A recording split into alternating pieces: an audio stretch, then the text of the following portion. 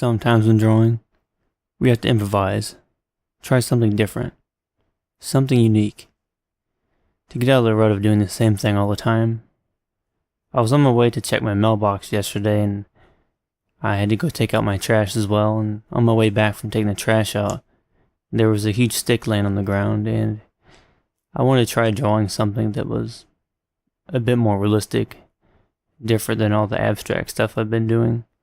And so I picked the stick up, and the stick was probably about 6 feet long. There was a bunch of leaves and stuff connected to it. So I broke those off and made it into a manageable size that I could draw. And so I set that down as my reference, and I got my moleskin journal. And this is the first page that I've drawn in this journal. And so I set the stick down, used it as my reference, and started drawing. And I kind of made a pun in the drawing where it says, "Stick to it."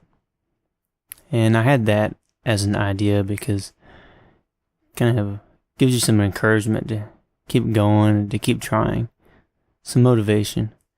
And this journal works very well. I was surprised that the ink from my technical pen didn't go through the page, because the pages are so thin, you would think that you could almost see through them. And as I was drawing, I checked the back side of the page, and you can see the drawing through the paper on the other side, but somehow the ink doesn't come through.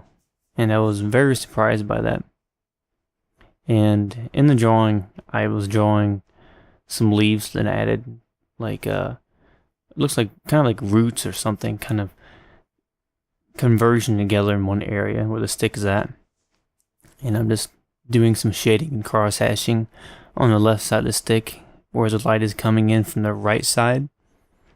And the stick has the same look, but I also have to make, when I'm drawing a stick in these roots and vines, I have to make the lines conform to the shape of that object. So what you'll see me doing is I'll cross hatch lines in one direction, then I'll cross hatch them cross to another direction.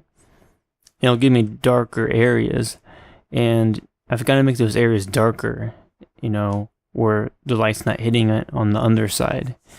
And as you can see here, I'm just adding some background to it. Added a tree, a little bit of a valley there, and a big rock on the right side. And then this is some leaves. I'm adding some larger ones. I already drew some smaller ones, but I wanted to draw some bigger ones to add some more detail, to get a lot of detail packed into them. And these ones, I added the veins of the leaf into it as well, and doing a lot of cross hatching on those, trying to make them look a lot more realistic. I don't have much practice with this technical pen, but it works really good for the cross hatching because the lines are always perfectly straight and you don't get any blobs at the end of it with the ink. And you can see there I drew some mountains and a little bit of landscape and some water in the background. And add a little bit of stippling and some lines to give it a realistic look to the water. But I had fun doing this, and I'm not really sure how I got the idea originally, but it came to me later on during the day when it was raining, and I went ahead and added that to it. But thank you all for joining, and look forward to doing more of these in this book. It was a lot of fun, and make sure you subscribe, and I'll see you around. Thank you for watching, and check out more links in the description below. Have a good day.